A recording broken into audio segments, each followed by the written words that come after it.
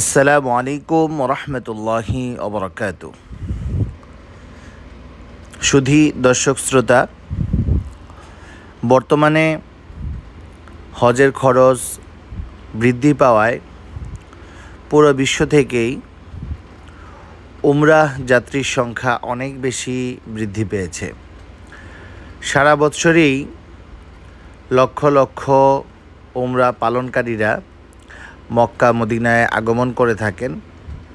সেই দিকে লক্ষ্য করে আজকের এই ভিডিওটি আমি আপনাদের সামনে উপস্থাপন করার চেষ্টা করব, যেখানে উমরাহ শুরু থেকে শেষ পর্যন্ত কিভাবে আদায় করবেন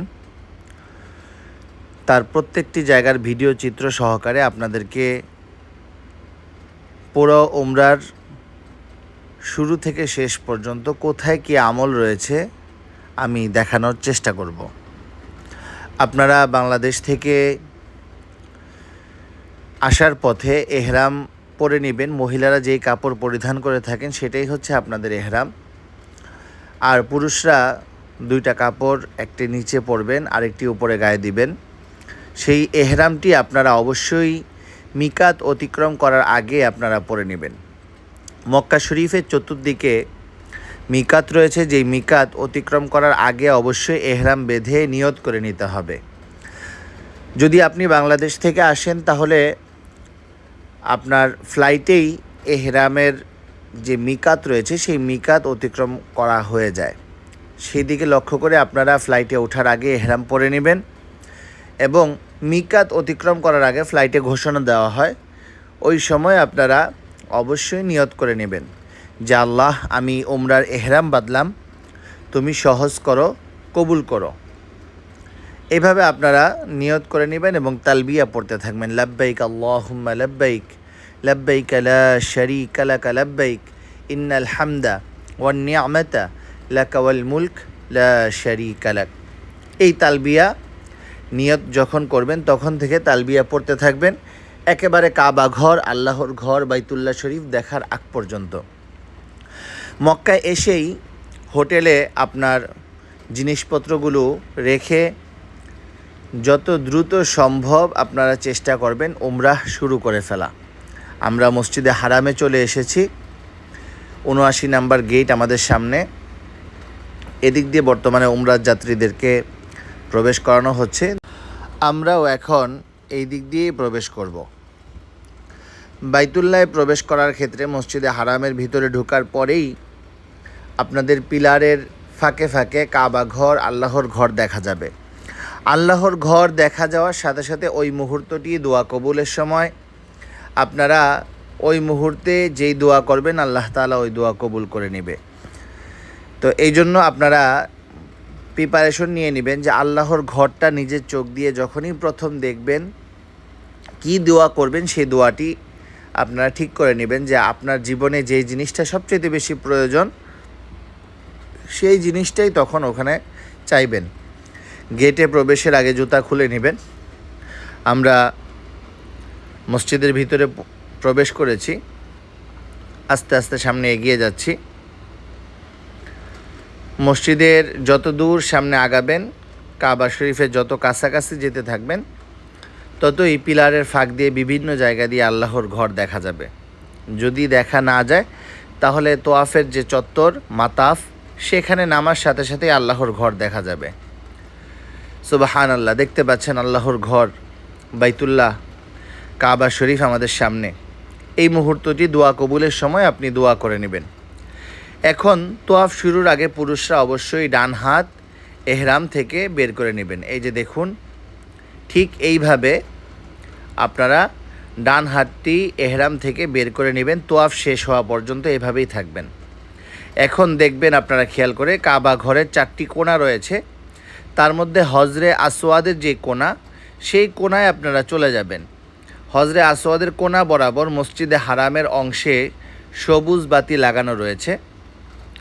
আপনারা খেয়াল করবেন যে কোথায় সেই সবুজ বাতিটি আছে এবং হজরে আসওয়াদের কোণাটা। আমরা আস্তে আস্তে এগিয়ে যাচ্ছি, আপনাদেরকে দেখাবো।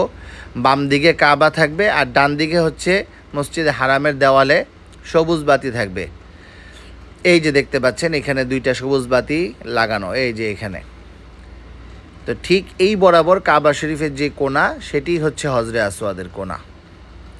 এই যে কাবা শরীফের এই কোণায় আমরা যাচ্ছি, এই কোণা থেকে আপনাকে নিয়ত করে নিতে হবে। দেখতে পাচ্ছেন এই যে এই কর্নারেই হজরে আসওয়াদ নিচে রাখা আছে, এখান থেকে আপনাকে এই যে আর ডান দিকে হচ্ছে সবুজ বাতি থাকবে, এই যে দেখতে পাচ্ছেন সবুজ বাতি, আর ঠিক এর বরাবর বাম দিকে হচ্ছে কাবা শরীফের সেই কোণাটি। বিসমিল্লাহি আল্লাহু আকবার ওয়ালিল্লাহিল হামদ বলে দুই হাতে হজরে আসওয়াদ বরাবর ইশারা করে চুমু খেয়ে আপনার তোয়াফ আপনি শুরু করবেন। নিয়ত করে নেবেন যে আল্লাহ, আমি উমরার তোয়াফ শুরু করতেছি, তুমি সহজ করে দাও, কবুল করে নাও। কাবা শরীফ থাকবে আপনাদের বাম দিকে, আর আপনারা প্রথম 3টি চক্কর রমল করবেন, বাহাদুরের মতন হাঁটবেন। ভিড় বেশি থাকলে বাহাদুর ভাব নিজের ভিতরে রাখবেন প্রথম 3 চক্কর, পরের চক্করগুলো স্বাভাবিকভাবেই দিবেন। আর এই চক্কর দেওয়ার সময় আপনি সরাসরি কাবা শরীফের দিকে তাকাবেন না, এটা আদবের খেলাফ। এই সময় আপনি সামনের দিকে তাকাবেন, নিচের দিকে তাকাবেন, এবং যে কোনো দোয়া আপনার ভাষায় আপনি আল্লাহর কাছে চাইতে থাকবেন। আপনার যা কিছু প্রয়োজন সব কিছু রব্বুল আলামিনের কাছে দোয়া করতে থাকবেন। কাবা শরীফ থাকবে বাম দিকে। এক্ষেত্রে লক্ষণীয় বিষয় হচ্ছে, যেই কোণা থেকে তোয়াফ শুরু করেছিলেন তার আগের কোণা, অর্থাৎ রুকনে ইয়ামিনী বলা হয় যেই কোণাটাকে, সেখান থেকে হজরে আসওয়াদের কোণা পর্যন্ত প্রতি চক্করেই আপনারা পড়বেন রব্বানা আতিনা ফিদ দুনিয়া হাসানাতাও ওয়া ফিল আখিরাতি হাসানাতাও ওয়া কিনা আযাবান নার। রাসূলুল্লাহ সাল্লাল্লাহু আলাইহি ওয়াসাল্লাম এই স্থানে এই দোয়াটি নিজে পাঠ করেছেন এবং সাহাবা একরামদেরকে শিখিয়েছেন। দেখাচ্ছিলাম এই কোণাটাই হচ্ছে হজরে আসওয়াদের আগের কোণা, রুকনে ইয়ামিনী। এই যে দেখতে পাচ্ছেন, ঠিক আমরা রুকনে ইয়ামিনীর সামনে রয়েছি। এই যে বাম দিকের এই কর্নার থেকে ডান দিকের কর্নার পর্যন্ত পুরাটাই হচ্ছে রব্বানা আতিনা ফিদ দুনিয়া হাসানাতাও ওয়া ফিল আখিরাতি হাসানাতাও ওয়া কিনা আযাবান নার। এইভাবে আপনি প্রতি চক্করই হজরে আসওয়াদ পর্যন্ত এই দোয়াটুকু করবেন রুকনে ইয়ামিনী থেকে। এই যে আমরা আবারও হজরে আসওয়াদের কোণায় চলে এসেছি, আমাদের এক চক্কর শেষ। এইভাবে আপনি 3 চক্কর রমল করবেন, বাহাদুরের মতন হাঁটবেন, বাকি চক্করগুলো স্বাভাবিকভাবে দিবেন।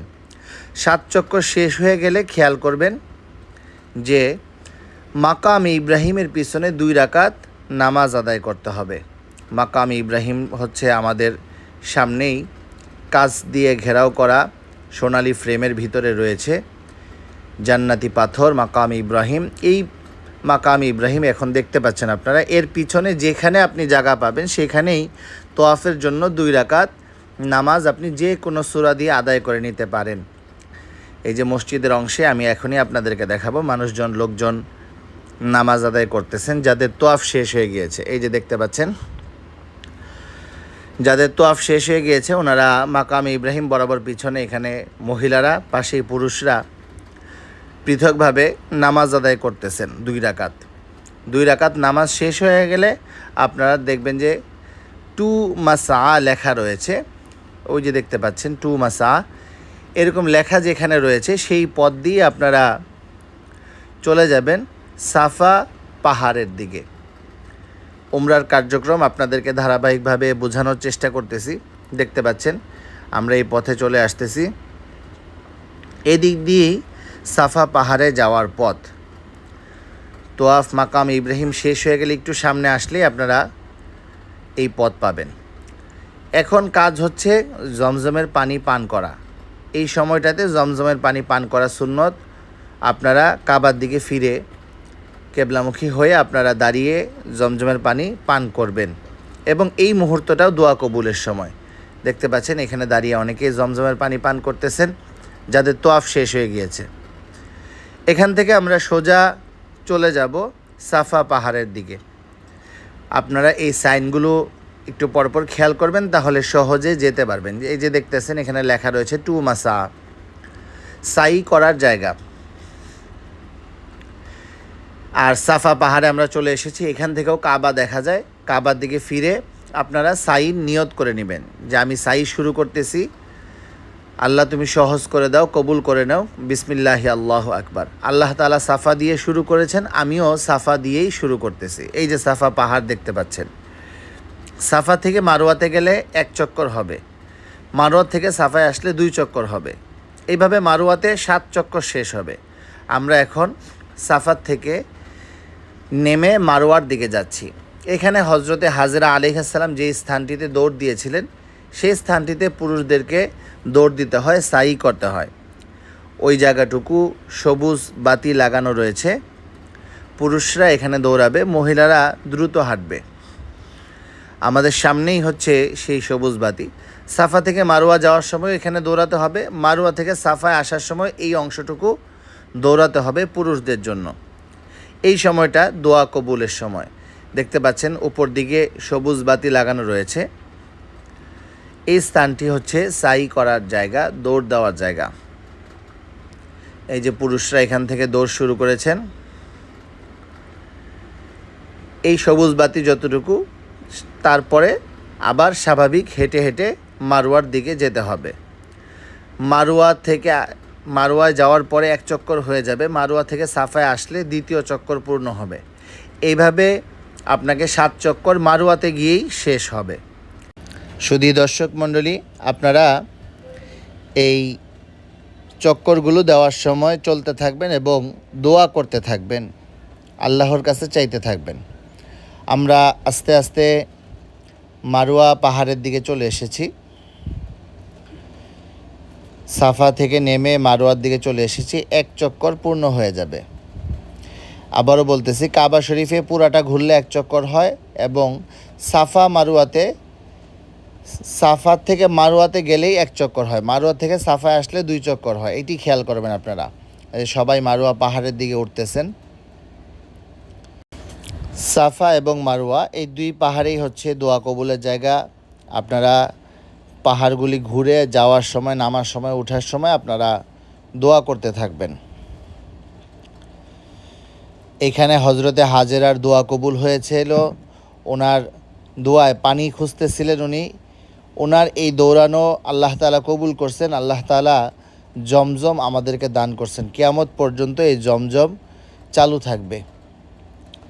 আমরা সবাই ইতিহাস জানি, উনি বাচ্চাকে রেখে এসে পানির জন্য এই সাফা থেকে মারোয়া দৌড়াচ্ছিলেন, যে এই ছোট্ট বাচ্চা, দুধের শিশু, তাকে কোত্থেকে পানি খাওয়াবো। উনি যেই জায়গাটুকু বাচ্চাকে দেখা যাচ্ছিল না, ওই স্থানটুকু উনি দৌড় দিয়েছিলেন। সেটাও আল্লাহ তাআলা আমাদের উপরে বিধান করে দিয়েছেন। তো ওনার এইখানে দৌড়ানোর সময় আল্লাহ তাআলা এমনভাবে পানির ব্যবস্থা করে দিয়েছেন যে কিয়ামত পর্যন্ত মানুষ এখানে এসে সেই পানি খাবে, যেটা হচ্ছে জমজম।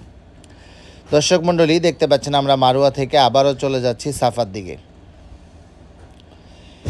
যাওয়ার সময় যে স্থানটিতে সাফার থেকে মারোয়াতে আসার সময় আমরা দৌড় দিয়েছিলাম, ঠিক ওই স্থানটিতে মারোয়া থেকে সাফা যাওয়ার সময় এরকম সবুজ বাতি রয়েছে। আমরা সেইখানে পুরুষরা দৌড় দিব, মহিলারা দ্রুত হাঁটব। এবং এই মুহূর্তটাও দোয়া কবুলের সময়। দেখতে পাচ্ছেন সবাই এখানে দৌড় দিয়েছেন, উপরে সবুজ বাতি।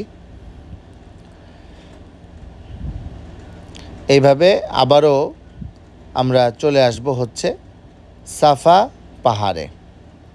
2 চক্কর পূর্ণ হয়ে গেল। এইভাবে আবারও আমরা দিতে থাকব। 7 নম্বর চক্কর মারোয়াতে গিয়ে শেষ হবে। তারপরে আপনাদের কার্যক্রম হচ্ছে চুল কেটে হালাল হওয়া। চুল কাটার আগে কোনোভাবেই হালাল হওয়া যাবে না। আপনাদেরকে অবশ্যই চুল কাটতে হবে। এদিকে আপনারা খেয়াল করবেন। পুরুষরা উত্তম হচ্ছে একেবারে চুল কামিয়ে ফেলা। যদি সম্ভব না হয় তাহলে আপনারা চুল ছোট করবেন। আর মহিলারা 1 কর পরিমাণ, আঙ্গুলের 1 কর পরিমাণ চুল আপনারা একসাথে ধরে কেটে নেবেন। পুরুষরা হালাল হওয়ার পরে মহিলাদের চুলগুলো আপনারা কেটে দিবেন। তাহলেই উমরার কার্যক্রম শেষ হবে।